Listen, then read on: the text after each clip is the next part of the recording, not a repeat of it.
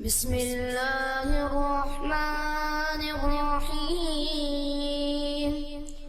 الله ولي الذين آمنوا يخرجهم من الظلمات إلى النور والذين كفروا أولياؤهم الطاغوت يخرجونهم من النور إلى الظلمات أولئك أصحاب النار هم فيها خالدون. ورحمۃ اللہ وبرکاتہ.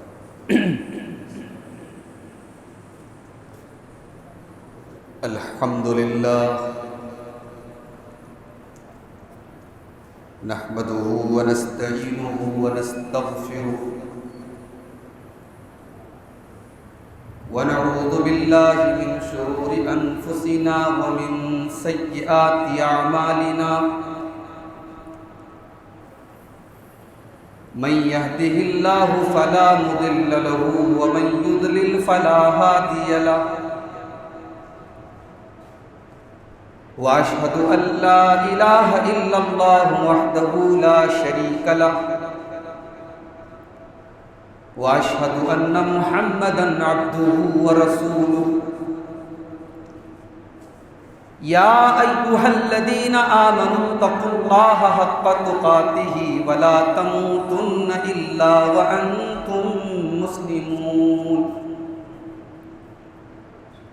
يا ايها الناس اتقوا ربكم الذي خلقكم من نفس واحدة وخلق منها زوجها وبث منهما رجالا كثيرا ونساء واتقوا الله الذي تساءلون به والأرحام إن الله كان عليكم رقيبا. يا أيها الذين آمنوا اتقوا الله وقولوا قولا سديدا يصلح لكم أعمالكم ويغفر لكم ذنوبكم ومن يطع الله ورسوله فقد فاز فوزا عظيما.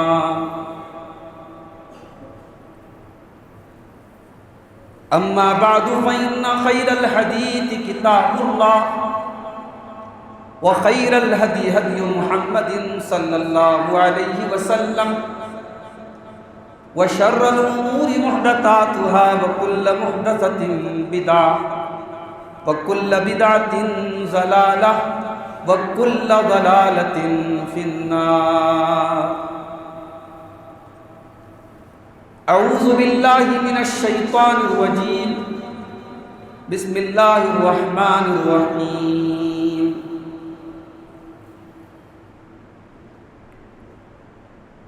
كل نفس ذائقة الموت وإنما توفون أجوركم يوم القيامة فمن زحزح عن النار وأدخل الجنة فقد فاز وما الحياة الدنيا إلا متاع الغرور.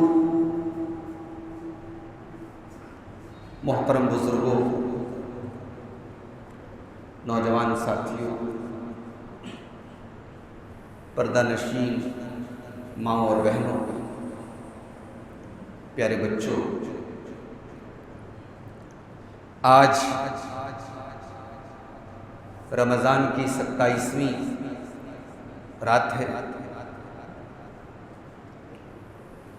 5 طاق راتوں میں یہ چوتھی طاق رات ہے. ہمارے معاشرے میں لوگ آج کی رات کو بڑی اہمیت دیتے ہیں. بہت ساری مسجدوں کو ڈیکوریٹ کیا جاتا ہے، سجایا جاتا ہے. بہت سارے لوگ 21 کو نہیں جاگتے، 23 کو نہیں جاگتے، 25 کو نہیں جاگتے، 29 کو نہیں جاگتے، 27 کو ضرور جاگتے. سب سے پہلے تو ہمیں اس کی اصلاح کرنے کی ضرورت ہے. شب قدر کے بارے میں جو سب سے صحیح بات ہے وہ یہ ہے کہ شب قدر کسی ایک رات میں نہیں ہوتی، شب قدر بدلتی رہتی ہے، کبھی 21 کو بھی ہو سکتی ہے، کبھی 23 کو بھی ہو سکتی ہے، کبھی 25 کو بھی ہو سکتی ہے، کبھی 27 کو بھی ہو سکتی ہے۔ اگر کوئی 27 کی رات کو عبادت کر کے یہ سمجھتا ہے کہ ہم نے قدر کی رات کو پا لیا تو وہ غلط فہمی کا شکار ہے۔ اور پھر ہمارے نبی صلی اللہ علیہ وسلم کی سنت بھی یہ نہیں ہے کہ ہم 27 کو عبادت کریں اور باقی راتوں میں ہم غافل ہیں۔ ہمارے نبی کی سنت کیا ہے؟ ہمارے نبی کی سنت یہ ہے کہ اس رمضان کے آخری عشرے کی تمام راتوں کو عبادت کی جائے۔ اما عائشہ رضی اللہ تعالیٰ عنہ فرماتی ہیں جب رمضان کا آخری عشرہ آتا تھا کان رسول اللہ صلی اللہ علیہ وسلم شد مئزرہ، اللہ کے رسول صلی اللہ تعالیٰ علیہ وسلم اپنی کمر کس لیتے تھے۔ کمر کس لینے کا دو مطلب بتایا علماء نے۔ ایک مطلب یہ ہے کہ ایکٹیو ہو جاتے تھے، چستی پیدا کر لیتے تھے کہ اب عبادت کے معاملے میں اور مزید محنت کریں گے اور ایکٹیو ہو جائیں گے۔ اور دوسرا کام یہ کرتے تھے وَأَحْيَا لَيْلَهُ، رمضان کے آخری عشرے کی تمام راتوں کو اللہ کے نبی جاگا کرتے تھے۔ وَأَيْقَظَ أَهْلَهُ، اور اکیلے نہیں جاگتے تھے، اپنی فیملی کو، اپنے پریوار کو، اپنے بیوی بچوں کو بھی اللہ کے نبی جگایا کرتے تھے۔ تو جس رسول کا ہم نے کلمہ پڑھا ہے، جس نبی سے ہم محبت کرتے ہیں، اس نبی کی سنت صرف 27 کی رات کو عبادت کرنا نہیں ہے، اس نبی کی سنت تمام راتوں کو۔ اور اگر آپ تمام راتوں کو نہیں جاگ سکتے تو کم سے کم 5 طاق راتوں کو جاگیے آپ۔ تو ہمارے وہ بھائی جو 27 کی عبادت کو سمجھتے ہیں کہ ہم نے عبادت کا حق ادا کر دیا، وہ غلط فہمی کے شکار ہیں۔ پہلے تو آپ اس کی اصلاح کیجیے۔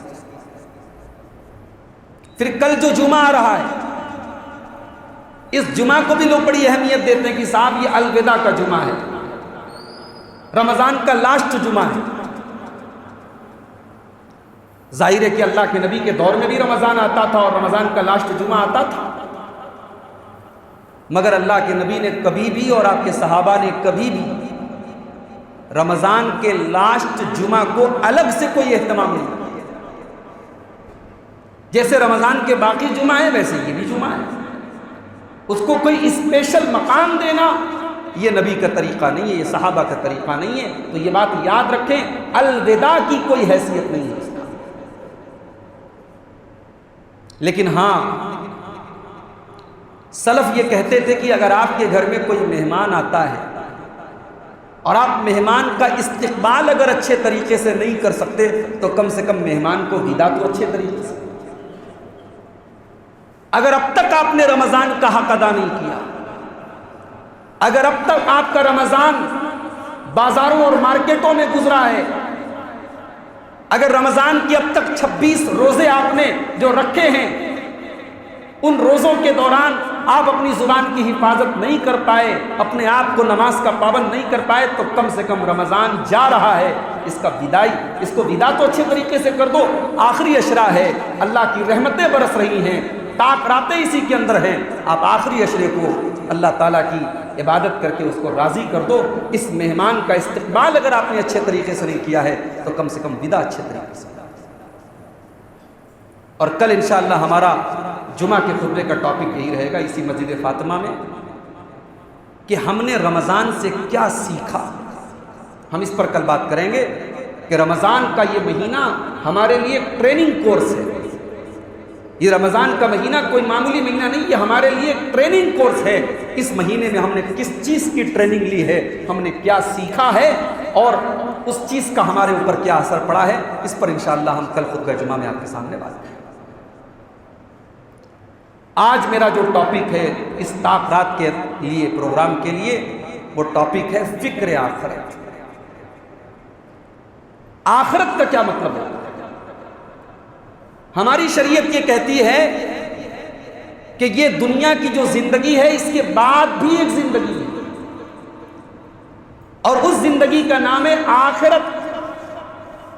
اور آخرت کا مطلب ہی ہوتا ہے وہ چیز جو بعد میں آئے، اسی لیے اللہ نے دنیا کو اولا کہا ہے جو پہلے آئے، اور آخرت کو آخرت کہا ہے جو بعد میں آئے۔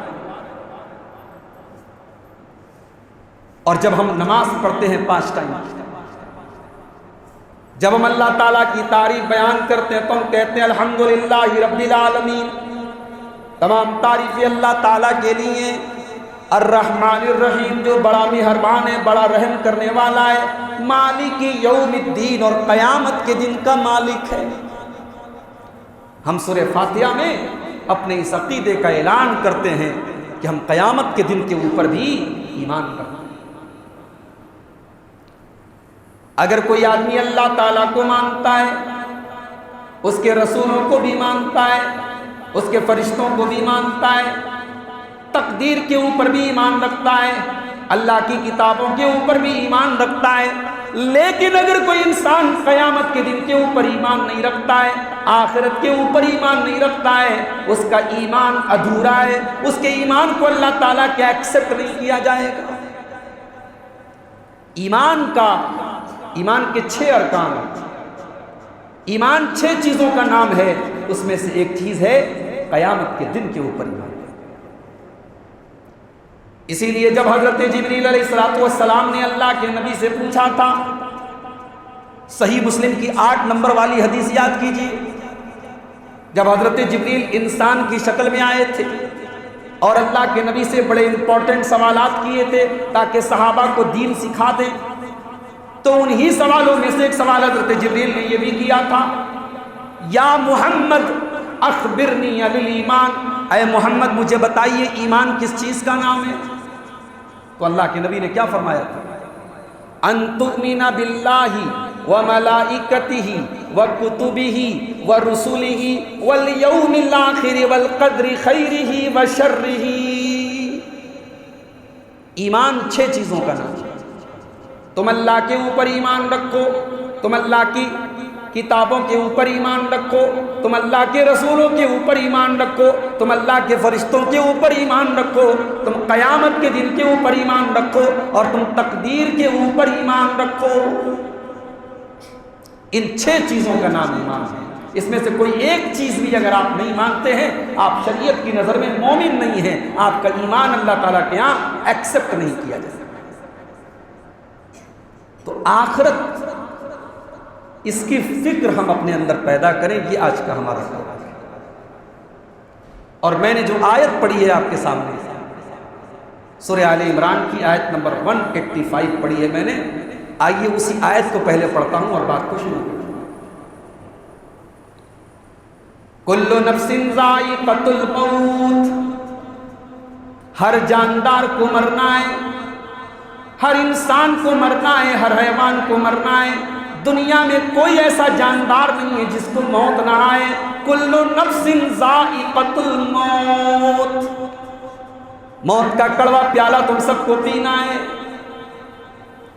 اب ایک سوال پیدا ہوا کہ اے اللہ، جب سب کو مرنا ہے، امیر کو بھی مرنا ہے، غریب کو بھی مرنا ہے، ایماندار کو بھی مرنا ہے، بے ایمان کو بھی مرنا ہے، جھوٹے کو بھی مرنا ہے اور سچے کو بھی مرنا ہے، اچھے کو بھی مرنا ہے، برے کو بھی مرنا ہے۔ اور اے اللہ، ہم دنیا میں دیکھتے ہیں کہ انسان جو بہت نیک ہے، بہت سچا ہے، بہت ایماندار ہے، وہ بڑی پریشانیوں کی زندگی گزار رہا ہے، وہ بڑی تکلیفوں کی زندگی گزار رہا ہے، اس کے پاس رہنے کو ڈھنگ کا کمرہ بھی نہیں ہے، اس کے پاس زندگی کی آسائشیں بھی نہیں ہیں۔ اچھا انسان ہے، نیک ہے، اللہ والا ہے، پریشانی کی زندگی گزار رہا ہے۔ دوسری طرف وہ انسان ہے جو لوگوں کے حق بھی مار رہا ہے، جو جھوٹ بھی بول رہا ہے، جو غیبت بھی کر رہا ہے، جو حرام بھی کھا رہا ہے، جو دنیا بھر کے گناہوں میں مبتلا ہے اور وہ عیش و آرام کی زندگی گزار رہا ہے۔ اے اللہ، تو جسٹس کرنے والا ہے، تو انصاف کرنے والا ہے۔ امیر بھی مر گیا، غریب بھی مر گیا، نیک بھی مر گیا، برا بھی مر گیا۔ اگر دونوں مر گئے اور دونوں کی زندگی ختم ہو گئی، اس اچھے انسان کو اس کی اچھائی کا پھل نہیں ملا، اس برے انسان کو اس کی برائی کا بدلہ نہیں ملا، تو اے اللہ تیرا انصاف کہاں گیا؟ تو انصاف کرنے والا ہے۔ اچھے انسان کو اس کی اچھائی کا بھی کوئی پھل نہیں ملا، برے کو اس کی برائی کی کوئی سزا نہیں ملی، اے اللہ انصاف کہاں گیا تیرا؟ تو اللہ نے اس سوال کا جواب دیا، فرمایا کل نفس ذائقۃ الموت، ہر جاندار کو مرنا ہے، مگر میرے بندو جب تم مر جاتے ہو، جب تم میں موت آ جاتی ہے تو یہ مت سمجھو کہ کام ختم ہو گیا، اب تمہیں حساب و کتاب نہیں دینا ہے، تمہاری اچھائیوں کا تمہیں کوئی بدلہ نہیں ملے گا، تمہاری برائیوں کی تمہیں کوئی سزا نہیں ملے گی، نہیں وَإِنَّمَا تُوَفَّوْنَ أُجُورَكُمْ يَوْمَ الْقِيَامَةِ، قیامت کے دن تمہارے اعمال کا تمہیں پورا بدلہ دیا جائے گا۔ وہ دن آئے گا جس دن تمہیں پورا بدلہ دینا پڑے گا۔ کتنا بدلہ دینا پڑے گا؟ اب یہاں رک کر کے آپ صحیح مسلم کی اس حدیث کو اپنے سامنے رکھیں۔ اللہ کے پیارے نبی فرماتے ہیں لَتُؤَدُّنَّ الْحُقُوقَ إِلَىٰ أَهْلِهَا، تم نے دنیا میں جن کے حق مارے ہوں گے کل قیامت کے دن تمہیں ان کا حق دینا پڑے گا۔ تم نے کسی کا حق مارا، کسی کا مال تم نے غصب کر لیا، کسی کی چیز کو تم نے لوٹ لیا، تو اس کا حق تمہیں دنیا میں اگر تم نہیں دیتے تو آخرت میں دینا پڑے گا۔ حتی یقاد للشاۃ الجلحاء من الشاۃ القرناء، ارے تم تو انسان ہو، اللہ تعالیٰ تو ایک سینگ والی بکری میں اگر بغیر سینگ والی بکری کے اوپر بھی ظلم کیا ہے تو اس بغیر سینگ والی بکری کو بھی انصاف دیا جائے گا۔ انصاف تو ہوگا اللہ کا، یہ مت سمجھو کہ مر گئے تو کام ختم ہو گیا، مرنے کے بعد تو اصل زندگی شروع ہوئی۔ کل نفس ذائقۃ الموت وَإِنَّمَا تُوَفَّوْنَ أُجُورَكُمْ يَوْمَ الْقِيَامَةِ، ہر جاندار کو مرنا ہے اور تمہیں قیامت کے دن اپنے عمل کا پورا حساب دینا ہے۔ اب ایک سوال یہ پیدا ہوتا ہے کہ اے اللہ جب کل قیامت کے دن ہمیں انصاف دیا جائے گا تو پھر وہاں کون پاس ہوگا اور کون فیل ہوگا، کون کامیاب ہوگا اور کون ناکام ہوگا؟ بھئی دنیا میں ہم دیکھتے ہیں کہ غلط آدمی ہے کامیاب ہے اور صحیح آدمی ہے ناکام۔ بھئی ضروری تو نہیں ہے کہ انسان ایماندار ہے، نیک ہے تو اس کے پاس بڑا اچھا فلیٹ بھی ہو، بڑا اچھا مکان بھی ہو، بڑے پیسے بھی ہو۔ ہم دیکھتے ہیں دنیا میں کہ جس کو ہم کامیاب سمجھتے ہیں اس کے پاس دولت ہے، مکان ہے، کاروبار ہے، سماج میں رسوخ ہے، اسٹیٹس ہے، عزت ہے، مگر آدمی صحیح نہیں ہے۔ سماج کی نظر میں کامیاب ہے مگر آدمی صحیح نہیں ہے۔ اور ایک آدمی ہے سماج کی نظر میں ناکام ہے، اس کے پاس نہ ڈھنگ کی جاب ہے، نہ ڈھنگ کا مکان ہے، نہ پیسے ہیں، لیکن ہے اللہ سے ڈرنے والا ہے، اللہ والا ہے، نیک ہے۔ تو اے اللہ قیامت کے دن کی کامیابی کا معیار کیا ہوگا؟ قیامت کے دن کیسے پتا چلے گا کون کامیاب ہوا کون ناکام؟ اللہ نے کہا میں بتاتا ہوں کون کامیاب ہوگا کون ناکام۔ فَمَنْ زُحْزِحَ عَنِ النَّارِ وَأُدْخِلَ الْجَنَّةَ فَقَدْ فَازَ، قیامت کے دن وہ آدمی کامیاب ہوگا جس کو اللہ تعالیٰ جہنم کی آگ سے بچا کر کے جنت میں داخل کرے گا۔ دنیا میں چاہے وہ بیچارہ جھوپڑ پٹی میں رہتا رہا ہو، دنیا میں اس کے پاس ڈھنگ کے کپڑے نہ ہو، ڈھنگ کا کھانا نہ ہو، دنیا کی زندگی وہ کیسے بھی گزارتا رہا ہو، اگر کل قیامت کے دن اللہ فیصلہ کر دے گا میرا یہ بندہ جنت میں جائے گا تو وہ کامیاب ہے۔ اور اگر دنیا میں وہ بڑے بڑے بنگلوں میں رہا کرتا تھا، کروڑ پتی تھا، ارب پتی تھا، اس کو دیکھ کر کے لوگ سلام کیا کرتے تھے، اس کی لال بتی والی گاڑی، اس کی نیلی بتی والی گاڑی جب گزرا کرتی تھی لوگ ڈر جایا کرتے تھے، بڑا روب و دبدبا تھا، بڑا پاور تھا، بڑا اسٹیٹس تھا، لیکن کل اللہ کی بارگاہ میں اگر جہنم سے وہ بچ نہیں پایا تو ہی از فیل، وہ ناکام ہے، وہ نامراد ہے۔ اللہ کیا وہ کامیاب ہے؟ ایک آیت میں اللہ نے 3 باتیں بتائی، اب لاسٹ بات اللہ نے اسی ایک آیت کے اندر کیا بتایا؟ وَمَا الْحَيَاةُ الدُّنْيَا إِلَّا مَتَاعُ الْغُرُورِ، میرے بندو جس دنیا کی دولت اور دنیا کے پیچھے پڑ کر کے تم آخرت کو بھول کے بیٹھے ہو، جس دنیا کو تم نے اپنی جنت بنا کے رکھا ہے، جس دنیا کو تم نے اپنی کامیابی کی بنیاد بنا کے رکھا ہے، اس دنیا کی حیثیت کیا ہے؟ وَمَا الْحَيَاةُ الدُّنْيَا إِلَّا مَتَاعُ الْغُرُورِ، یہ دنیا تو دھوکے کا سامان ہے، اور دنیا کتنی دھوکے باز ہے اس کا اندازہ اگر لگانا ہے تو زیادہ دور جانے کی ضرورت نہیں ہے، اپنے محلے کے قبرستان میں چلے جائیں۔ وہ لوگ جنہوں نے دنیا کمانے کے لیے لوگوں کے گلے کاٹے، لوگوں کی عزتوں پر حملہ کیا، حرام اور حلال کی پرواہ نہیں کی، جائز اور ناجائز کی پرواہ نہیں کی، آج منو مٹی کے نیچے دفن ہیں اور اللہ کو اپنا حساب ہے۔ جس دنیا کو پانے کے لیے سب کچھ کیا، وہ دنیا ان کے کیا کام آئی میرے بھائی؟ کوئی کام نہیں۔ جیسے ہی انسان کی سانس کی ڈور ٹوٹتی، جیسے ہی دل کی دھڑکن رکتی ہے، یہ دنیا اتنی بڑی بے وفا ہے، یہ فوراً اپنا رشتہ توڑ دیتی ہے۔ انسان اس دنیا کے لیے کیا کیا کرتا ہے، اللہ کو بھول جاتا ہے، رسول کو بھول جاتا ہے، ایمان کو بھول جاتا ہے، حلال حرام کی پرواہ نہیں کرتا ہے۔ یہ دنیا انسان کو کتنا کام دیتی ہے۔ انسان جیسے ہی مرتا ہے، انسان کا سارا مال دوسروں کو،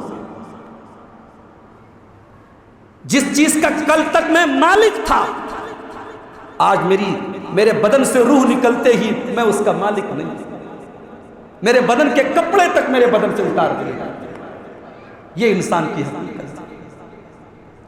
کل تک جو انسان باتھ روم میں 2-2 گھنٹے نہایا کرتا تھا، سر پہ لگانے والا شیمپو الگ تھا، بدن پہ لگانے والا صابن الگ تھا، چہرے پہ لگانے والا فیس واش الگ تھا، وہ عورتیں، وہ لڑکیاں جو آئینے کے سامنے بیٹھ کر کے گھنٹوں میک اپ کرتی تھیں، آج اتنی بے بس ہیں، اتنی کمزور ہیں کہ آج اپنے بدن سے کپڑے بھی وہ نہیں اتار سکتے ہیں، ان کے بدن سے کپڑے دوسرے اتار ہیں۔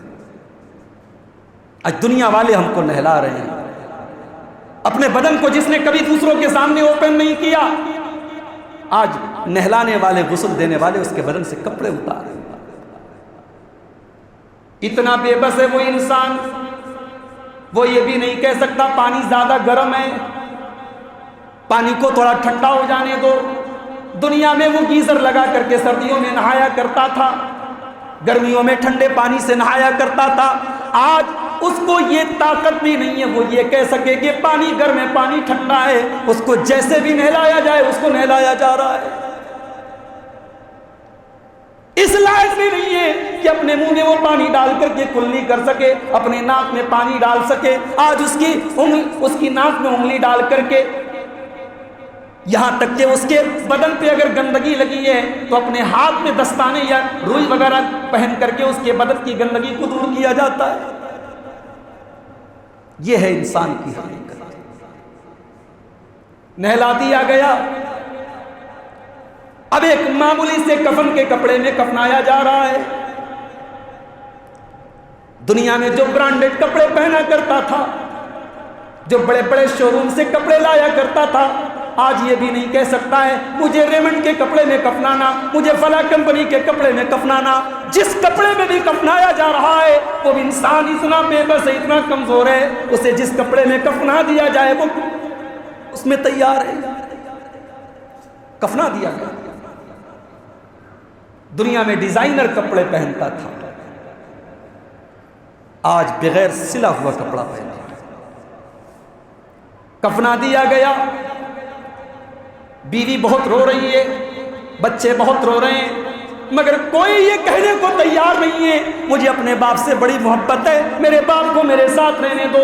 کوئی یہ کہنے کو تیار نہیں ہے میرے شوہر سے مجھے بڑی محبت ہے، میرے شوہر کو میرے ساتھ رہنے دو۔ کوئی ڈیڈ باڈی کو رکھنے کو تیار نہیں۔ انسان کی اوقات کیا ہے میرے بھائی؟ مرنے کے بعد انسان بوجھ بن گیا، باپ رکھنے کو تیار نہیں، ماں رکھنے کو تیار نہیں، گھر والے رکھنے کو تیار۔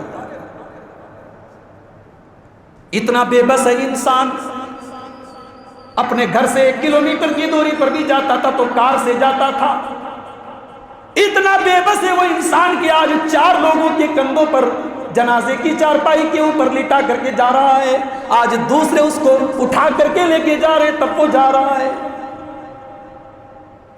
قبرستان لے کے جایا گیا، قبر تیار ہو چکی ہے، اس کو قبر میں اتارا گیا، جنازے کی نماز بھی پڑھی جا چکی ہے، قبر میں اتارا گیا، گھر والوں نے مٹی دے دی، گھر والے بھی اپنے گھر چلے گئے، رشتہ دار بھی اپنے گھر چلے گئے۔ ہائے ہائے، جو دنیا میں انورٹر کے بغیر اپنے مکان میں نہیں رہتا تھا، اس کے کمرے میں پنکھا بند ہو جائے تو بے چین ہو کر کے باہر نکلا کرتا تھا، اس کے کمرے میں لائٹ بند ہو جائے تو بے چین ہو جایا کرتا تھا۔ آج قبر میں کون اس کو لائٹ دینے والا ہے؟ آج قبر میں کون اس کو پنکھا دینے والا ہے؟ آج قبر میں کون ہے جو اس کے دل کو تسلی دے سکتے؟ وَمَا الْحَيَاةُ الدُّنْيَا إِلَّا مَتَاعُ الْغُرُورِ۔ جس دنیا کے پیچھے تم بھاگ رہے ہو میرے بندو، یہ دنیا تو دھوکے کا سامان ہے۔ وہ کروڑوں کی دولت تمہارے قبر میں کوئی کام نہیں آ رہی، پورے بیجاپور میں پھیلی ہوئی تمہاری پراپرٹیز آج قبر میں تمہارے کوئی کام نہیں آ رہی، تمہارے 10 بیٹے، جوان بیٹے آج تمہارے کوئی کام نہیں آ رہے۔ آج وہاں کام آئے گی تو تمہاری فکر آخرت کا، تم نے آخرت کے لیے کیا تیار کر کے کیا ہے، یہی کام آئے گا۔ وَمَا الْحَيَاةُ الدُّنْيَا إِلَّا مَتَاعُ الْغُرُورِ۔ میرے بندو، یہ دنیا کی زندگی تو دھوکے کا سامان ہے۔ بس اسی حقیقت کو ہم جان جائیں تو شاید ہماری اصلاح ہو جائے۔ جس دن ہم یہ سمجھ لیں کہ یہ دنیا کی زندگی تو دھوکا ہے، دھوکا، یہ کسی کے کام نہیں آتی۔ اگر تم یہ سمجھتے ہو کہ دنیا میں بادشاہت کو پا لینا بہت بڑی کمال کی بات ہے، کوئی پرائم منسٹر بن گیا، کوئی چیف منسٹر بن گیا، کوئی ایم پی بن گیا، کوئی ایم ایل اے بن گیا، اگر وہ یہ سمجھتا ہے کہ یہ کامیابی ہے، بہت بڑا بادشاہ تھا فرعون، اس کو اپنی بادشاہت پہ بڑا ناز تھا، اللہ نے پانی میں ڈبو ڈبو کر کے مار ڈالا، اور آج بھی اس منحوس کی لاش مصر کے اندر رکھی ہوئی ہے، اور آج بھی اس کی لاش دیکھ کر کے آپ کو حیرت ہوگی کہ یہ اپنے آپ کو خدا کہا کرتا تھا، اپنے آپ کو رب کہا کرتا تھا۔ اپنے آپ کو جو آدمی رب کہتا تھا، آج اس کی ڈیڈ باڈی رکھی ہوئی ہے اور پوری دنیا کو دعوت دے رہی، دیکھو یہ انجام ہے دنیا کی بادشاہ۔ اگر آپ کو یہ لگتا ہے کہ دنیا میں پیسہ کما لینا بڑی کامیابی ہے، کتنا پیسہ آپ نے کمایا ہے؟ جتنا پیسہ بھی آپ نے کما لیا ہو، آپ قارون کے جیسے پیسے والے تو نہیں ہیں۔ قارون کے پاس تو اتنا پیسہ تھا، اتنا خزانہ تھا کہ اللہ قرآن میں کہتا ہے وَآتَيْنَاهُ مِنَ الْكُنُوزِ مَا إِنَّ مَفَاتِحَهُ لَتَنُوءُ بِالْعُصْبَةِ أُولِي الْقُوَّةِ۔ ہم نے قارون کو اتنے خزانے دیے تھے کہ اس کے خزانوں کی چابیاں بڑے بڑے پہلوان اٹھاتے تھے، اتنا خزانہ تھا۔ کیا کام آیا اس کا خزانہ؟ فَخَسَفْنَا بِهِ وَبِدَارِهِ الْأَرْضَ۔ قارون بھی زمین میں دھسا دیا گیا، قارون کا محل بھی دھسا دیا گیا، قارون کا خزانہ بھی دھسا دیا گیا، اس کی دولت کوئی کام نہیں آئی۔ اگر آپ کو یہ لگتا ہے کہ آپ بہت بڑے باپ کی اولاد ہیں، آپ کا خاندان بہت اونچا ہے، آپ کا سرنیم بہت اعلیٰ ہے، اگر آپ کو یہ لگتا ہے کہ آپ اپنے خاندان کی نسبت کی بنیاد پر کامیاب ہیں، ابو لہب بھی تو نبی کا چچا تھا، ابو لہب بھی تو اسی خاندان کا تھا جس خاندان کے میرے نبی تھے۔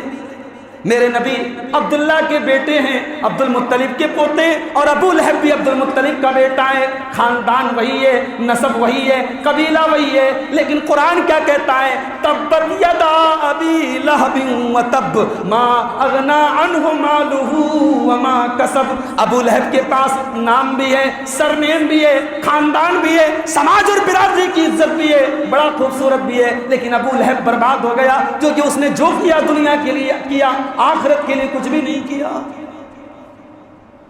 فکر آخرت، اگر آپ نے آخرت کے لیے کچھ نہیں کیا میرے بھائی تو آپ نے کیا کیا؟ اس دنیا کی اوقات کیا ہے آخرت کے مقابلے؟ اللہ کے نبی فرماتے ہیں کہ اللہ تعالیٰ کے نزدیک اس دنیا کی کوئی ویلو نہیں ہے۔ لو کانت الدنیا تعدل عند اللہ جناح بعوضۃ، اگر دنیا کی اوقات، اگر دنیا کی حیثیت اللہ تعالیٰ کے نزدیک اگر ایک مکھی کے پر کے برابر ہوتی، ما سقا منہا کافرا، تو اللہ تعالیٰ دنیا میں کسی کافر کو ایک گھونٹ پانی نہ دیتا۔ اگر دنیا کی اللہ تعالیٰ کی ویلو ہوتی تو جو انسان اللہ کے ساتھ شرک کر رہا ہے، کفر کر رہا ہے، اللہ اس کو دنیا میں ایک گھونٹ پانی بھی نہ دے گا۔ مگر اللہ تو پانی سب کو دے رہا ہے۔ اللہ کی ہوا چلتی ہے تو ایسا تو نہیں ہے کہ مسلمان کو ہوا لگتی ہے کافر کو نہیں، سب کو لگتی ہے بھائی۔ اللہ نے دنیا کی نعمتیں کہیں کہیں تو ایمان والوں سے زیادہ کافروں کو دے رکھی ہیں. تو دنیا کی بنیاد پر کوئی کامیاب نہیں ہے میرے پیارے ساتھی. اللہ کے نبی صحابہ کے ساتھ جا رہے ہیں, راستے میں ایک بکری کا مرا ہوا بچہ پڑا ہے, چھوٹے چھوٹے کان والا بکری کا بچہ. اللہ کے نبی صحابہ سے کہتے ہیں من یشتری منی بدرہم, اے میرے صحابہ یہ بکری کا مرا ہوا بچہ کون 1 درہم میں خریدے گا؟ صحابہ نے کہا اے اللہ کے رسول, یہ تو زندہ ہوتا تب بھی ہم نہ خریدتے, یہ عیب دار ہے ہمارے نزدیک, چھوٹے چھوٹے کان والا ہے, اور یہ تو مر چکا ہے, مردار ہے, اس کو 1 درہم میں کون خریدے گا؟ نبی اکرم نے اس بکری کے بچے کی طرف اشارہ کر کے فرمایا اے میرے صحابہ للدنیا احبر علی اللہ من ذالک, تمہاری نظر میں یہ مرا ہوا بکری کا بچہ جتنا حقیر ہے, اللہ کی نظر میں دنیا اس سے بھی زیادہ حقیر ہے. جس دنیا کے لیے ہم مارے پھرتے ہیں اس دنیا کی اللہ کے نزدیک کیا ویلیو ہے میرے بھائی؟ دنیا کا آرام پانے کے لیے ہم حرام کھائیں اور حرام کمائیں, دنیا کے سکون کے لیے ہم آخرت کے سکون کو برباد کر دیں. ہم سے بڑا نادان کون ہوگا؟ اسی لیے جمعہ کی نماز میں امام صاحب جب سورہ اعلیٰ پڑھتے ہیں تو ہر جمعہ کو یہ پیغام آپ کو سنایا جاتا ہے بل تؤثرون الحیات الدنیا, میرے بندو تم دنیا کی زندگی کو پریفر کرتے ہو, تم دنیا کی زندگی کو ترجیح دیتے ہو, والآخرۃ خیر وابقیٰ, جبکہ آخرت کی زندگی زیادہ بہتر اور زیادہ باقی رہنے والی ہے. اصل زندگی تو وہ ہے, اس کے لیے کیوں نہیں تیاری؟ اور اگر آپ کو کمپیئر کرنا ہو دنیا اور آخرت کی زندگی تو آئیے ایک حدیث آپ کے سامنے پیش کرتے ہیں کہ دنیا اور آخرت کی زندگی کے درمیان کیا کمپیریزن ہے, کیا مقابلہ ہے. اللہ کے نبی فرماتے ہیں کہ جب قیامت کے دن جنتی اور جہنمی کا فیصلہ کر دیا جائے گا تو ایک ایسا آدمی لایا جائے گا جو دنیا میں بڑے عیش و آرام سے رہتا تھا, کوئی تکلیف اس کو نہیں پہنچتی تھی, وہ محلوں میں رہتا تھا, عیش و آرام سے رہتا تھا, لیکن جہنمی تھا. اللہ تبارک و تعالی اس کو ایک پل کے لیے جہنم میں ڈالے, ایک پل کے. یہ پل کا لفظ بھی میں آپ کو سمجھانے کے لیے کہہ رہا ہوں, ورنہ حدیث میں کیا لفظ ہے یسبغ سبغۃ فی النار, اس کو جہنم میں ڈال کر کے فوراً نکال دیا. کبھی آپ نے مارکیٹ میں دیکھا ہوگا جو دوپٹہ وغیرہ جہاں پہ کلر ہوتا ہے, ڈائی ہوتا ہے, تو وہ دوپٹے کو کیا کرتے, کلر میں ڈالتے فوراً نکال دیتے. اللہ کے نبی نے کہا اس کو جہنم میں ڈالا جائے گا, نکالے جائے گا. ایک مومنٹ کے لیے, ایک لمحے کے لیے. جہنم سے نکالنے کے بعد اس انسان سے اللہ پوچھے گا هل رأيت خيرا قط, اے میرے بندے یہ بتا کیا تو نے اپنی زندگی میں کبھی کوئی خوشی دیکھی, کبھی کوئی سکھ دیکھا, کبھی کوئی آرام دیکھا, کبھی کوئی چین دیکھا؟ جس کی ساری زندگی عیش و آرام سے گزری تھی, جس نے دنیا میں کبھی کوئی تکلیف نہیں دیکھی, ایک پل جہنم میں ڈالے جانے کے بعد کیا کہے گا اے اللہ ما رأیت خیرا قط, میں نے دنیا میں کبھی کوئی بھلائی نہیں دیکھی, میری تو ساری زندگی تکلیفوں میں گزری ہے, پریشانیوں میں گزری ہے, دکھ اور پریشانی میں گزری ہے, میں نے کبھی کوئی سکھ نہیں دیکھا, کوئی اچھائی نہیں دیکھی. ایک پل جہنم میں جانے کے بعد وہ دنیا کا سارا عیش و آرام بھول جائے. اس کے بعد اللہ ایک دوسرے بندے کو لائے.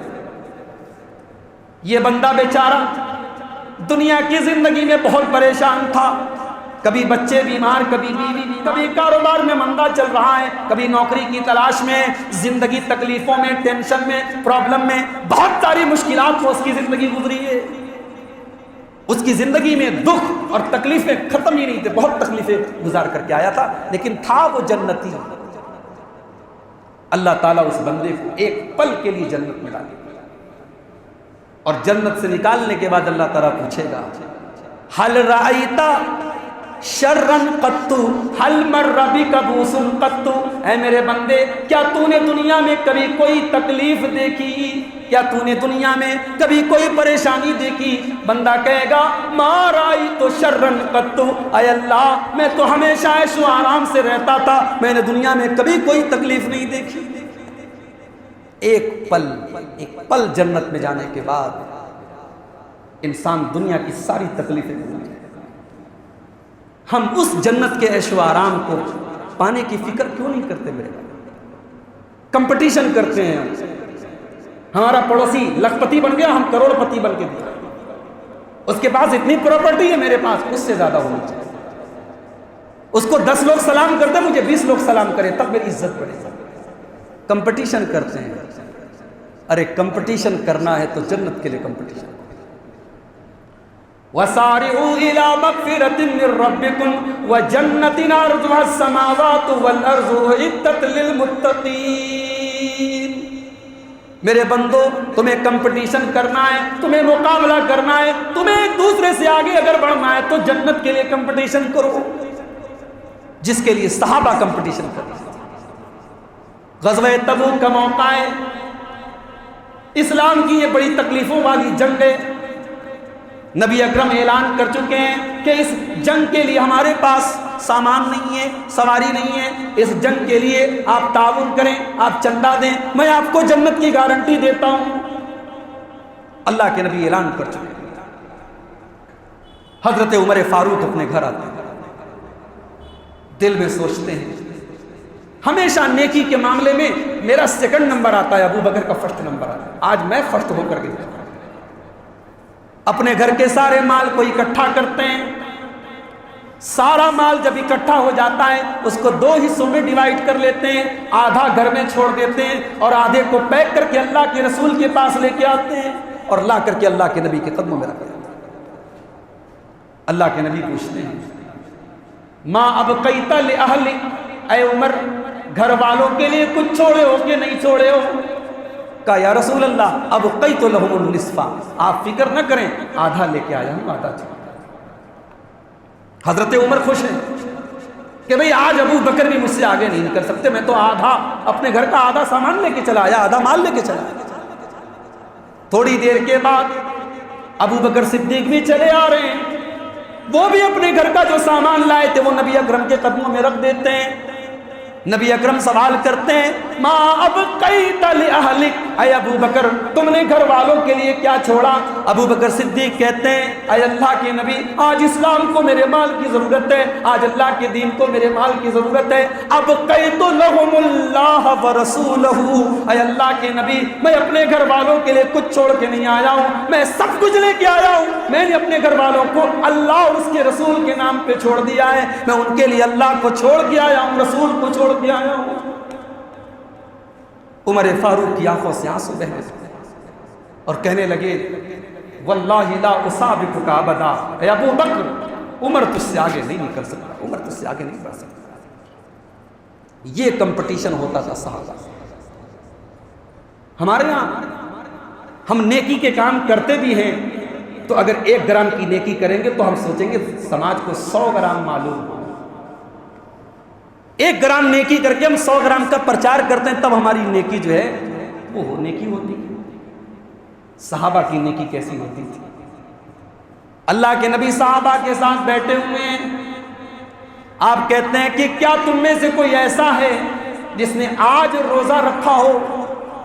حضرت ابو بکر نے ہاتھ اٹھایا, اے اللہ کے نبی میں روزہ ہوں, آج میں روزے سے ہوں. پھر آپ نے پوچھا من اطعم منکم اليوم مسکینا, کیا تم میں سے کوئی ایسا ہے جس نے کسی غریب کو کھانا کھلایا ہو؟ ابو بکر صدیق ہاتھ اٹھاتے ہیں, ہائے اللہ کے نبی میں نے کھانا کھلایا ہے.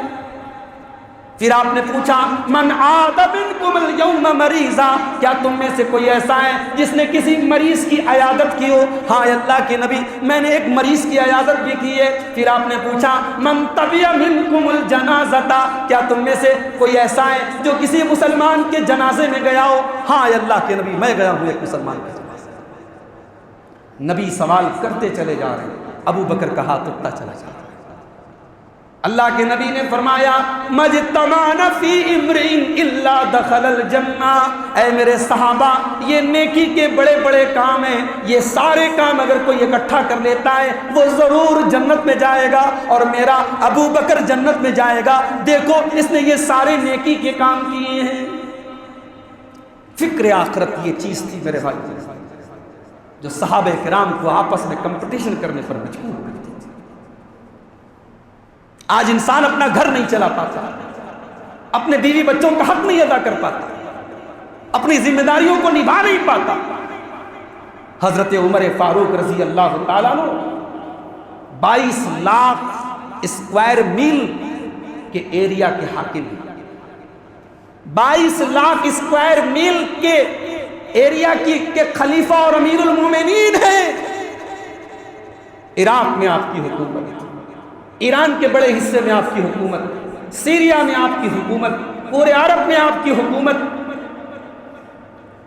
اتنے بڑے ایریا پر ہم کہہ سکتے ہیں کہ تقریباً آدھی دنیا کے حاکم ہیں حضرت عمر، لیکن رات کو بستر پہ نیند نہیں آتی حضرت عمر، تنہائی میں اللہ کی بارگاہ میں روتے اور کہتے ہیں اللہ اگر عراق کے اندر بھی کسی عورت کے اوپر ظلم ہوا تو اے اللہ مجھے حساب دینا پڑے گا تیرے۔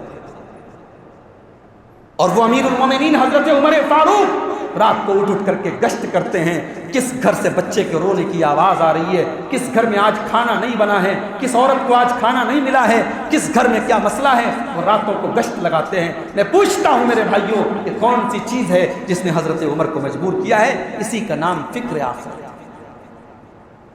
آج وہ فکر آخرت ہمارے دل و دماغ سے نکل چکی ہے میرے بھائی، ہماری نظر تو صرف دنیا پر ہے، فکر دنیا ہے، دنیا کا غم ہے، دنیا کی ٹینشن ہے، دنیا کی سوچ ہماری، ہم اس سے آگے سوچتے ہیں۔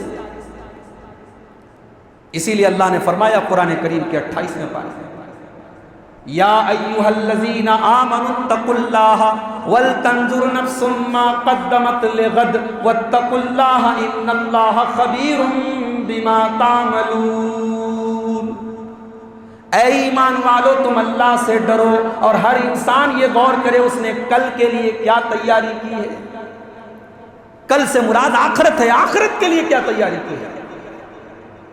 دنیا میں آپ کو گرمی لگتی ہے، آپ کے گھر میں انورٹر لگا ہوا ہے، اللہ نے آپ کو پیسہ دیا، آپ نے اے سی بھی لگوا کے رکھا ہے، بہترین کولر کا انتظام۔ قیامت کے دن کی گرمی سے بچنے کا کوئی انتظام ہے آپ کے پاس؟ سردی کا موسم آتا ہے آپ کے بچے گرم کپڑے پہنتے ہیں، گرمی کا موسم آتا ہے آپ کے گھر میں کاٹن پہنا جاتا ہے۔ سورج 9 کروڑ 30 لاکھ میل دور ہے اور اس کی گرمی سے بچنے کے لیے ہم اتنا انتظام کرتے ہیں۔ اللہ کے نبی فرماتے ہیں کہ قیامت کے دن سورج 1 میل کی دوری پر، گرمی اور پسینے کا یہ عالم ہوگا کہ کوئی پورا گردن تک، کوئی پیٹ تک، کوئی کمر تک، کوئی گھٹنے تک، کوئی ٹخنے تک اپنے اپنے عمل اور عقیدے کے اعتبار سے لوگ پسینے میں ڈبکی لگا رہے ہیں۔ اس گرمی سے بچنے کے لیے میرے بھائیوں کیا انتظام ہے ہمارے پاس؟ اللہ کے پیارے نبی فرماتے ہیں تحشرون یوم القیامت حفاۃ عراۃ غرلا، کل قیامت کے دن تب جب تم کو میدان محشر میں اکٹھا کیا جائے گا تو سارے کے سارے لوگ ننگے پیر ہوں گے، ننگے بدن ہوں گے، اور سارے کے سارے مرد حضرات بغیر ختنے کے ہوں گے۔ مسلمان کے گھر میں ختنہ ہوتا ہے۔ ہمارے نبی نے اسلام کی فطرت کی علامتوں میں سے ایک چیز بتایا ہے کہ ختنہ کروایا گیا، مگر قیامت کے دن سارے کے سارے لوگ بغیر ختنے کے، ننگے بدن، ننگے پیر اور بغیر ختنے۔ اما عائشہ نے پوچھا ہے اللہ کے نبی جب سارے کے سارے لوگ ننگے بدن ہوں گے اور مرد حضرات بھی ہوں گے، عورتیں بھی ہوں گی، تو ایک دوسرے کو دیکھیں گے، یہ تو بڑی شرم و حیا کا مقام ہوگا، یہ تو بڑی غیرت کا مقام ہوگا، لوگ ایک دوسرے کو دیکھیں گے۔ آپ نے فرمایا یا عائشہ الامر اشد من ان یہمہم ذاکا، اے عائشہ قیامت کے دن کسی مرد کو یہ فرصت نہیں کہ وہ کسی عورت کی طرف دیکھے، کسی عورت کو یہ فرصت نہیں کہ وہ مرد کی طرف دیکھے۔ ارے قیامت کا دن تو ایسا دن ہے کہ دودھ پلانے والی ماں کو اپنے بچے کی فکر نہیں ہوتی۔ یوم ترونہا تذہل کل مرضعۃ عما ارضعت، قیامت کے دن تم یہ دیکھو گے کہ دودھ پلانے والی ماں بھی اپنے بچے سے غافل ہے، وَتَضَعُ كُلُّ ذَاتِ حَمْلٍ حَمْلَهَا، اور حمل والی عورتوں کے حمل ساقط ہو جائیں گے، وَتَرَى النَّاسَ سُكَارَىٰ وَمَا هُم بِسُكَارَىٰ، اور تمہیں ایسا لگے گا کہ لوگ نشے کی حالت میں، حالانکہ کوئی نشے کی حالت میں نہیں ہوگا، وَلَٰكِنَّ عَذَابَ اللَّهِ شَدِيدٌ، اللہ کا عذاب اتنا دردناک، نفسی نفسی کا عالم۔ دنیا میں انسان پریشانی میں ہوتا ہے تو بھائی کام آتا ہے، ماں کام آتی ہے، باپ کام آتا ہے، شادی شدہ ہو تو بیوی کام آتی ہے، بچے کام آتے ہیں۔ قیامت کا دن تو ایسا دن ہوگا، اللہ نے فرمایا یوم یفر المرء من اخیہ وامہ وابیہ وصاحبتہ وبنیہ لکل امرئ منہم یومئذ شان یغنیہ۔ انسان اپنے بھائی کو دیکھ کر کے بھاگے گا، اپنی ماں کو دیکھ کر کے بھاگے گا، اپنے باپ کو دیکھ کر کے بھاگے گا، اپنی بیوی کو دیکھ کر کے بھاگے گا، اپنے بچوں کو دیکھ کر کے بھاگے گا۔ ہر انسان کو صرف اپنی پڑی ہوگی اور بھاگے گا ہی نہیں۔ انسان کہے گا اے اللہ میرے باپ کو پکڑ لے، مجھے چھوڑ دے۔ اللہ، قرآن کا 29واں پارہ اٹھاؤ، یود المجرم لو یفتدی من عذاب یومئذ ببنیہ وصاحبتہ واخیہ وفصیلتہ التی تؤویہ ومن فی الارض جمیعا ثم ینجیہ۔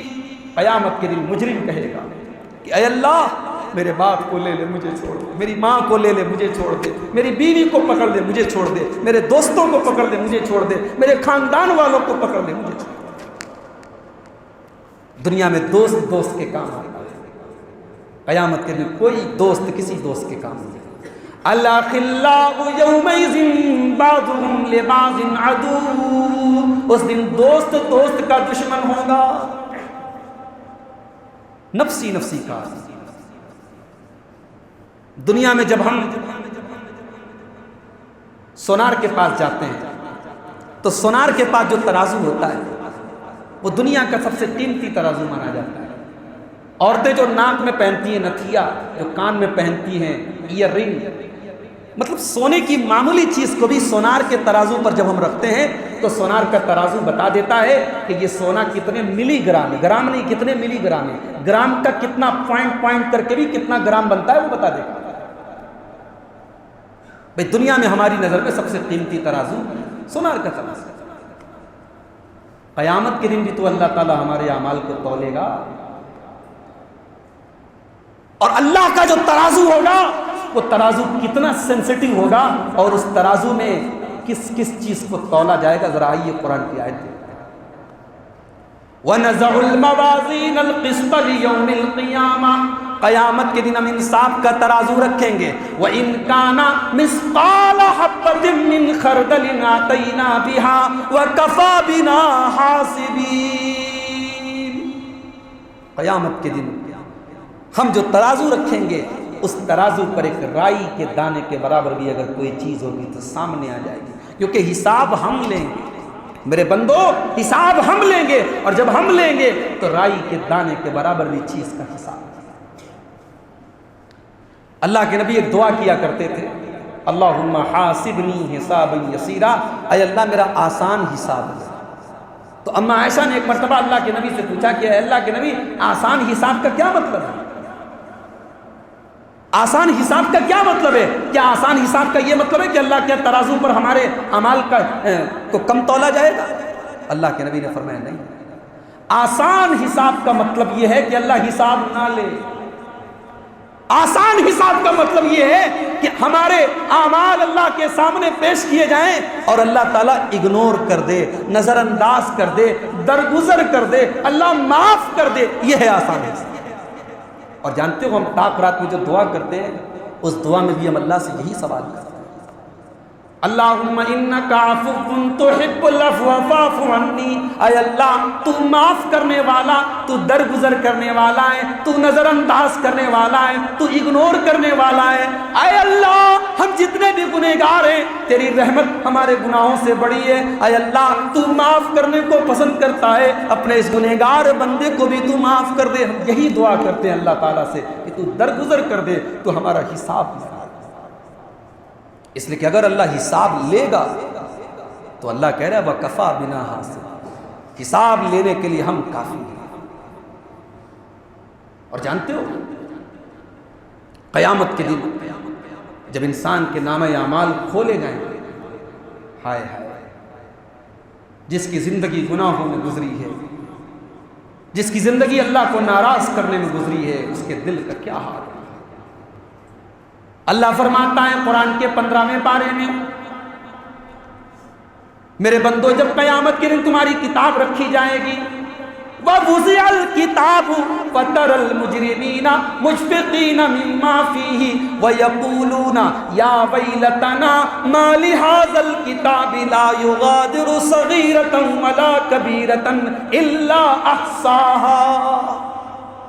قیامت کے دن تمہاری کتاب رکھی جائے گی تو جو اللہ کے مجرم بندے ہوں گے، جو گنہگار بندے ہوں گے، جو ہمارے اور آپ کے جیسے ہوں گے، وہ ڈرے ہوئے اور کیا کہیں گے؟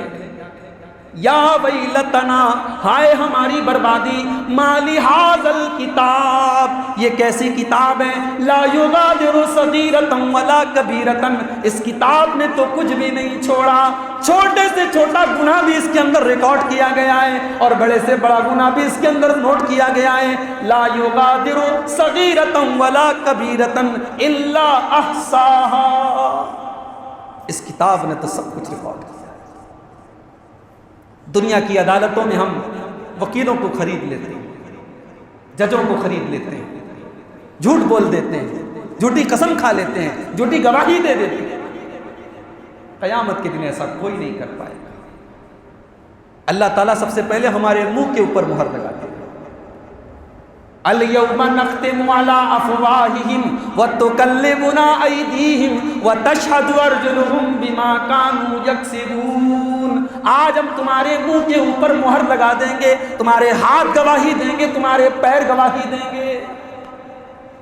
ہاتھ اور پیر گواہی، ہاتھوں سے کیا کیا کیا ہاتھ بولے گا، پیر سے کیا کیا کیا پیر بولے گا، کان بھی گواہی دے گا، آنکھیں بھی گواہی دے گا، ہمارے بدن کی اسکن بھی گواہی دے گی۔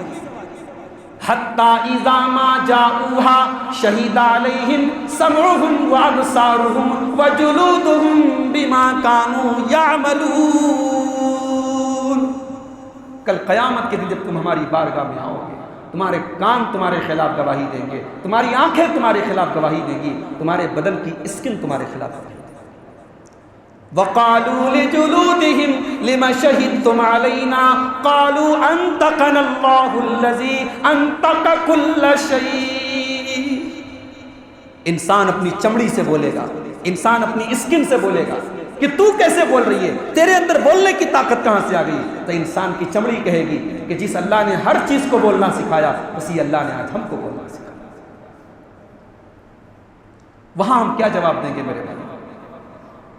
ہماری زندگی تو اللہ کو ناراض کرنے میں گزر رہی ہے۔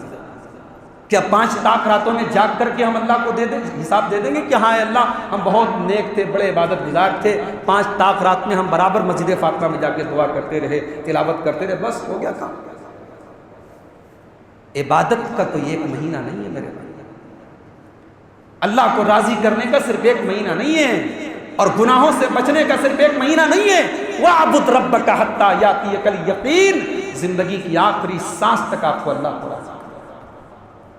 اور جب میں فکر آخرت کی بات بولتا ہوں تو کوئی یہ نہ سمجھے کہ میں آپ سے یہ کہہ رہا ہوں کہ آپ دنیا مت کمائیے، میں آپ سے یہ کہہ رہا ہوں آپ شادی مت کیجئے، میں آپ سے یہ کہہ رہا ہوں کہ بیوی بچوں کا حق مت ادا کیجئے۔ اسلام قطعاً اس بات کی تعلیم نہیں دیتا کہ انسان دنیا کو چھوڑ دے، دنیا کو ترک کر دے، یہ اسلام کی تعلیم نہیں ہے۔ بلکہ اللہ کے نبی کے ایک صحابی تھے حضرت عبداللہ بن عمرو بن عاص، جب ان کی شادی ہوئی، اچھا صحابہ کے جب شادی ہوتی تھی تو سسر اپنی بہو سے بات چیت کرتا تھا. تو حضرت عبداللہ بن عمر کے جو والد تھے حضرت عمر بن عاص، انہوں نے اپنی بہو سے پوچھا کہ کیسی چل رہی ہے شادی شدہ زندگی، خوش تو ہو نا، کوئی تکلیف تو نہیں ہے اس گھر میں؟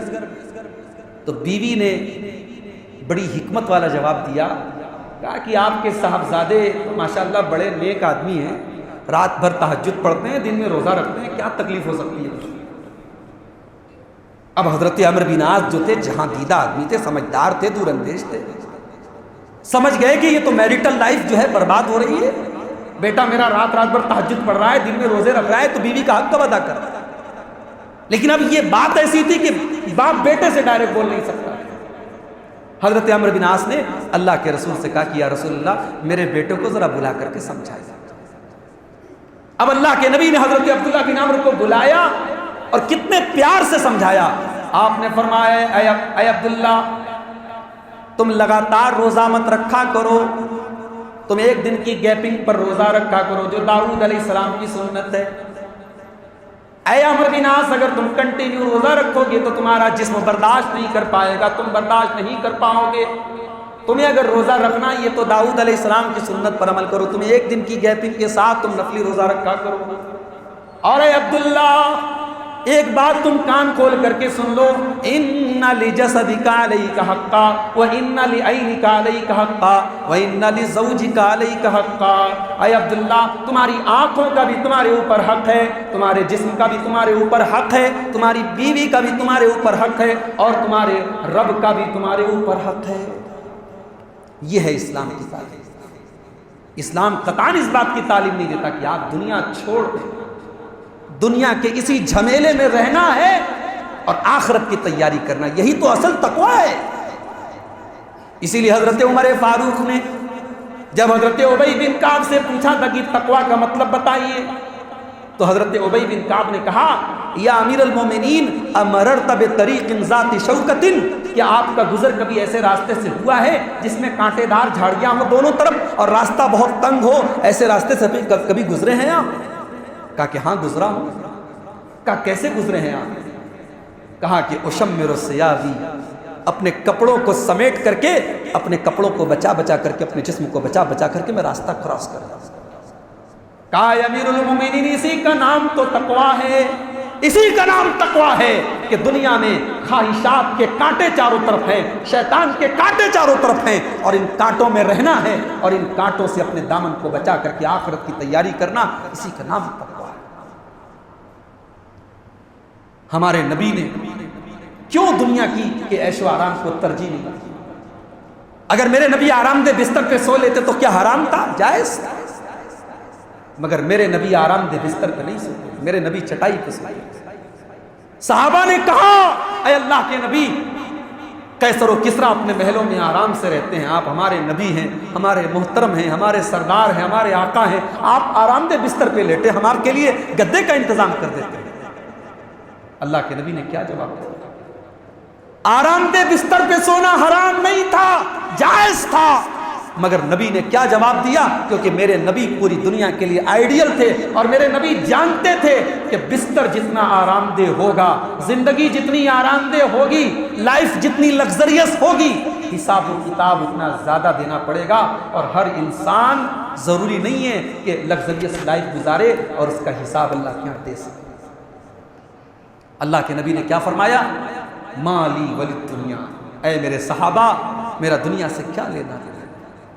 ما انا الا کراکب استظل تحت شجرۃ، ارے میں تو دنیا میں ایک مسافر کی طرح ہوں. ایک مسافر کسی پیڑ کے نیچے، کسی درخت کے نیچے آرام کرنے کے لیے تھوڑی دیر سستانے کے لیے ٹھہر جاتا ہے، پھر اپنی منزل کی طرف چلا جاتا ہے. کہ دنیا میری منزل نہیں ہے، یہ میرا ڈیسٹینیشن نہیں ہے، یہ میری وقتی آرام گاہ ہے، یہ میری منزل نہیں ہے میرے ساتھ. اور نبی کا وہ خطبہ یاد کیجیے جو انتقال سے ایک ہفتہ پہلے آپ نے دیا تھا. ہائے میرے نبی ممبر پہ چڑھے ہیں اور خطبہ دے رہے ہیں، اور ابو بکر صدیق اس خطبے کو سن کر کے رو رہے ہیں، آنکھوں سے آنسو بہہ رہے ہیں.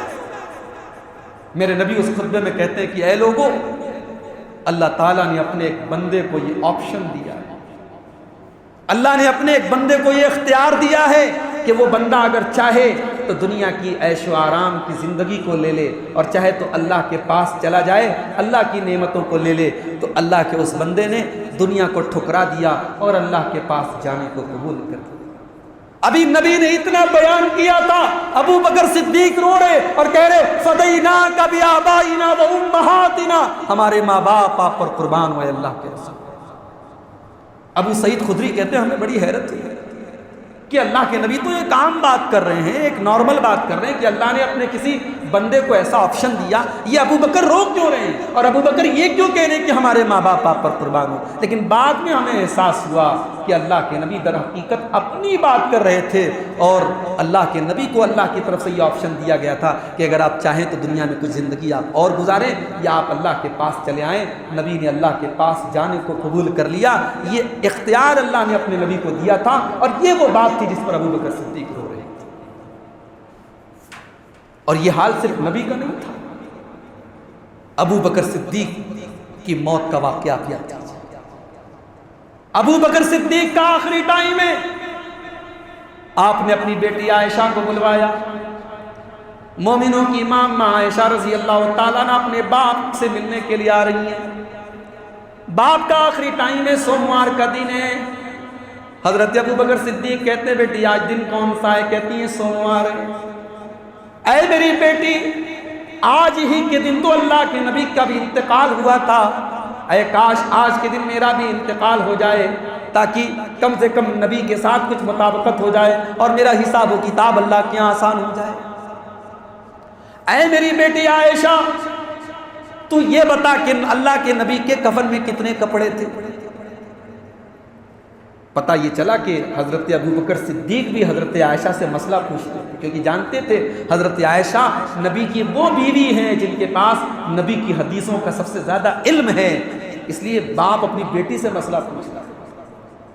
اس میں ہمارے اور آپ کے لیے سبق یہ ہے، بچوں کو انجینئر بنا تو دیا آپ نے، بچوں کو ڈاکٹر بنا تو دیا آپ نے، بچوں کو دنیاوی تعلیم تو دے دیا آپ نے، مگر بچوں کو اس لائق بھی نہیں بنا پائے کہ کل آپ کا انتقال ہو تو بچہ کھڑا ہو کر کے آپ کے جنازے کی نماز پڑھ سکے۔ بچے کو اس لائق بھی نہیں بنایا کہ آپ کے انتقال کے بعد بچہ ہاتھ اٹھا کے اپنے باپ کے لیے دعا کر سکے۔ کم سے کم اپنے بچوں کو اس لائق تو بناؤ، بیٹوں کو اس لائق بناؤ، بیٹیوں کو اس لائق بناؤ کہ اگر ضرورت پڑے تو آپ کی بیٹی آپ کو آپ کے مسئلے کا حل بتائے، آپ کا بیٹا آپ کے مسئلے کا حل۔ کہا بیٹی بتا نبی کے کفن میں کتنے کپڑے تھے؟ کہا ابا جان 3 سوتی چادریں تھیں، 3 کاٹن کی چادریں تھیں، اللہ کے نبی کے کفن میں سفید رہے، وہیں پر ایک کپڑا رکھا ہوا تھا، چادر رکھی ہوئی تھی، میلی کچیلی سی داغدار چادر تھی جو بیماری کے دنوں میں حضرت ابو بکر پہنا کرتے تھے۔ کہا بیٹی ایک کام کرنا، میرا انتقال ہو جائے یہ چادر رکھی ہے، 2 چادر اور لے لینا اور مجھے بھی نبی کی سنت کے مطابق 3 کپڑے میں کفن۔ آج ہمارے یہاں لوگ مرنے کے پہلے پراپرٹی کے بارے میں وصیت کرتے ہیں، گھر کے بارے میں وصیت کرتے ہیں، دنیا جہان کی باتیں کرتے ہیں، کوئی یہ وصیت نہیں کرتا ہے کہ میرے مرنے کے بعد تیجا مت کرنا، 40واں مت کرنا، برسی مت کرنا، میرے نام پہ قرآن خوانی مت کرنا، میرے نام پہ بدعت و خرافات مت کرنا۔ کوئی یہ وصیت کر کے کیوں نہیں جاتا ہے؟ صحابہ مرنے کے پہلے وصیت بھی کرتے تھے تو یہ وصیت کرتے تھے کہ میرے مرنے کے بعد ہر کام سنت کے مطابق کرنا۔ کہا بیٹی نبی کے کفن میں 3 کپڑے تھے، میرے کفن میں بھی 3 کپڑے ہونے چاہیے، یہ کپڑا ہے اس کو بھی لے لینا، 2 کپڑے اور لے لینا۔ اماں عائشہ نے کہا ابا جان ہم اتنے غریب تو نہیں ہیں کہ آپ کے لیے ایک کفن کا انتظام نہیں کر سکتے، اس پرانے اور داغدار اور میلے کچیلے کپڑے میں ہم آپ کو کفنائیں گے، ہم آپ کے لیے نیا کپڑا لائیں گے ابا جان، نئے کپڑے میں آپ کو کفنائیں گے۔ حضرت ابو بکر صدیق نے جواب دیا انما ہوا للمہلہ، میری بچی میری بیٹی تو مجھے نئے کپڑے میں کفنائے گی یا پرانے کپڑے میں کفنائے گی، اس کپڑے کو مٹی میں مل جانا ہے، ختم ہو جانا ہے۔ ان الحی احق بالجدید، بیٹا نیا کپڑا زندے کو دیا جائے تو زیادہ بہتر ہے، مردے کو نئے کپڑے کی ضرورت ہے۔ یہ ابو بکر صدیق رضی اللہ تعالیٰ۔ عمر فاروق کا آخری ٹائم دیکھو، فجر کی نماز حضرت عمر پڑھانے کے لیے مصلے پر کھڑے ہیں، ابو لولو نے پیٹ کے اوپر حملہ کیا کھنجر سے، حضرت عمر گر پڑے، جلدی سے حضرت عبدالرحمن ابن عوف کو مصلی پر آگے بڑھایا. حضرت عمر کے پیٹ سے خون بہہ رہا ہے, مسلمانوں کی نماز نہیں رکی ہے, ان کا امیر المومنین زخمی پڑا ہے بستر پر مصلی پر, لیکن نماز نہیں رکی ہے. ہلکی نماز پڑھائی حضرت عبدالرحمن نے اور جلدی سے حضرت عمر کو لے کے جایا گیا. جب گھر گئے اور ہوش آیا تو پہلا سوال کیا, میرا قاتل کون ہے, میرا قاتل کون ہے؟ جواب ملا, ایک پارسی غلام نے آپ کو قتل کیا ہے. کہا اے اللہ تیرا شکر ہے کہ میرا قتل کسی مسلمان کے ذریعے نہیں. اس کے بعد حضرت عمر فاروق رضی اللہ تعالیٰ عنہ کے پاس ایک نوجوان آتا ہے. دیکھا کہ حضرت عمر کے چہرے پر بڑی گھبراہٹ ہے اور بہت گھبرائے سے حضرت عمر لگ رہے ہیں. کہا اے امیر المومنین, آپ کو گھبرانے کی کیا ضرورت ہے؟ آپ تو اللہ کے رسول کے اتنے بڑے صحابی ہیں, آپ نے اسلام کے لیے اتنی خدمت کی ہے, آپ نے نبی کا ساتھ دیا ہے, آپ نے نبی کے ساتھ جہاد کیا ہے, اور نبی کے جانے کے بعد جب ابو بکر صدیق کا دور آیا تو آپ نے ان کا بھی ساتھ دیا ہے. پھر آپ کو جب خلیفہ بنایا گیا آپ نے اسلام کی بڑی خدمت کی ہے, آپ کو پریشان ہونے کی کیا ضرورت ہے؟ حضرت عمر کہتے ہیں, تو نے جتنی میری خوبیوں کو گنایا ہے, کاش کہ میری وہ خوبیاں اللہ قبول کر. ارے میں تو یہ چاہتا ہوں کہ اگر زمین بھر کے سونا مل جائے اور اللہ کہے کہ اے عمر تو زمین بھر کے سونا لے آ, میں تجھے جہنم کے عذاب سے بچا لوں گا, تو عمر زمین بھر کے سونا دینے کو تیار. نوجوان واپس جانے لگا, اس کا کپڑا ٹکنے کے نیچے لٹک رہا تھا. حضرت عمر نے اس کو واپس بلایا, کہا بھتیجے ذرا اپنے کپڑے کو صحیح کر لے, تیرے کپڑے بھی صاف رہیں گے اور تیرے دل میں اللہ کا تقویٰ بھی رہے گا. آخری ٹائم میں بھی حضرت عمر نے شریعت کے خلاف کوئی چیز دیکھی تو برداشت نہیں کر پائے. اس کے بعد اپنے بیٹے عبداللہ ابن عمر کو بلایا, کہا بیٹا جا اور اماں عائشہ سے جا کر کے پوچھ لے, اجازت لے لے کہ عمر ابن خطاب آپ سے اجازت مانگ رہے ہیں, چونکہ وہ کمرہ آپ کا ہے, وہ حجرہ آپ کا ہے. عمر ابن خطاب اجازت مانگ رہے ہیں کہ اپنے دونوں ساتھیوں کے پہلو میں, ان کے بازو میں دفن ہونے کی اجازت مانگ رہے ہیں. اگر اماں عائشہ اجازت دے گی تو میرے بچے مجھے اس میں جا کے دفنانا, نبی کے اور صدیق کے بغل میں دفنانا, ورنہ مجھے مسلمانوں کے عام قبرستان میں دفنانا. یہ عمر فاروق ہے. ان لوگوں کی زندگی فکر آخرت میں گزری ہے. عثمان غنی رضی اللہ تعالیٰ عنہ جب کسی قبرستان کے پاس سے گزرتے زار و قطار رونے لگتے اور کہتے کہ کاش اللہ میرے لیے قبر کی منزل کو آسان کر. کہنے والوں نے کہا کہ اے عثمان, جنت کا ذکر آتا ہے تو آپ نہیں روتے ہیں, جہنم کا ذکر آتا ہے تو آپ نہیں روتے ہیں, لیکن قبرستان کے پاس سے گزرتے ہیں, قبر کو دیکھتے ہیں تو رونے لگتے ہیں. حضرت عثمان نے کہا ان القبر اول منزل من منازل الآخرہ, میں نے اللہ کے نبی کو یہ فرماتے ہوئے سنا تھا کہ قبر آخرت کی پہلی منزل ہے, جس نے اس منزل کو پار کر لیا اس کے لیے آگے کی منزل آسان ہے. میرے بھائیوں, فکر آخرت اپنے اندر پیدا کرو.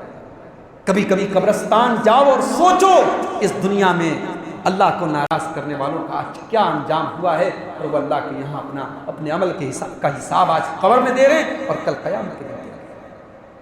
رمضان کا یہ مبارک مہینہ اور اس کی یہ مبارک رات, آج میں آپ سے یہی اپیل کرتا ہوں کہ ہم دنیا کی زندگی میں آخرت کی تیاری کریں. ہم دنیا کمائیں, دنیا کو بہتر بنائیں, مگر اندھے بن کر کے نہیں, آخرت سے غافل ہو کر کے نہیں. جائز طریقے سے دنیا کو کمائیں اور دنیا کے اندر رہ کر کے آخرت کی تیاری کریں. اپنے جسم کو, اپنے وقت کو, اپنے مال کو, اپنے بچوں کو, ہر چیز کو آخرت کو بہتر بنانے کا ذریعہ بنائیں. ہمارا مال بھی آخرت کو بہتر بنا سکتا ہے, ہمارا جسم بھی آخرت کو بہتر بنا سکتا ہے, ہماری نالج اور ہمارے علم کے ذریعے بھی ہم اسلام کی خدمت کر سکتے ہیں, ہم اپنے بچوں کے لیے بھی اپنے بچوں کے ذریعے بھی اسلام کی خدمت کر سکتے ہیں. بس شرط یہ ہے کہ ہم فکر آخرت اپنے اندر پیدا کر لیں. اللہ سے دعا ہے اللہ تعالی ہم سب کو اپنے دلوں میں فکر آخرت کو پیدا کرنے کی توفیق عطا فرمائے. رب العالمین ہماری خطاؤں سے درگزر فرمائے, ہماری نیکیوں کو قبول فرمائے. ہماری جو بھی ٹوٹی پھوٹی نیکیاں رمضان کے اس مہینے میں ہوئی ہیں, جو مبارک مہینہ اب اپنے اختتام پر ہے, ختم ہونے والا ہے۔ اللہ اس مبارک مہینے میں ہم سے جو بھی نیکیاں ہوئی ہوں اللہ ان کو قبول فرمائے، اور جو بھی ہم سے خطائیں ہوئی ہوں اللہ ان کے سے درگزر فرمائے۔ اللہ اس مہینے کے بعد بھی ہمیں باقی 11 مہینے بھی اللہ اپنی رضا کے کاموں کو کرنے کی توفیق دے، اور اپنی ناراضگی کے کاموں سے ہم سب کو بچنے کی توفیق دے۔ جو ہم میں بیمار ہیں اللہ ان کو شفائے کامل عاجل عطا فرمائے، جو روزی روٹی سے پریشان ہیں اللہ ان کے کاروبار میں برکت نصیب فرمائے، جو گھر کے رشتوں سے پریشان ہیں، جو جن کے گھروں میں ماں باپ کسے ٹینشن ہے، بھائی بھائی میں ٹینشن ہے، ساس بہو میں ٹینشن ہے، اللہ سب کی ٹینشن اور سب کی تکلیف کو دور کر دے۔ اللہ سب کے رشتوں میں میل محبت پیدا کر دے۔ جو اپنی بہنوں اور بیٹیوں کے رشتوں کے لیے پریشان ہیں اللہ ان کو دیندار رشتے مہیا فرما دے۔ جو کسی بھی قسم کی ذہنی اور جسمانی تکلیف میں ہیں اللہ سب کی تکلیف کو دور فرما دے۔ اللہ ہم سب کو حاسدوں کے حسد سے بچائے، اللہ ہم سب کو شریروں کے شر سے بچائے، اللہ ہمیں دنیا میں اور آخرت میں دونوں جہان میں کامیاب کر دے۔ اللہ ہمارے جان و مال کی، ہمارے عزت و آبرو کی حفاظت فرمائے، اللہ ہماری مسجدوں کی حفاظت فرمائے، اللہ ہمارے دینی اداروں کی حفاظت فرمائے، اللہ ہمارے علماء اور ہمارے دعات کی حفاظت فرمائے۔ اللہ حکومت کی کرسی اور اقتدار پر امن پسند اور انسانیت پسند لوگوں کو بٹھائے، اللہ ظالموں کے شر سے ہم سب کو محفوظ رکھے۔ اللہ ہم سب کو جب تک دنیا میں زندہ رکھے اسلام پر زندہ رکھے، اور خاتمہ ہم سب کا ایمان پر ہو، آمین۔ وآخر دعوانا الحمد للہ رب العالمین، السلام علیکم ورحمۃ اللہ وبرکاتہ۔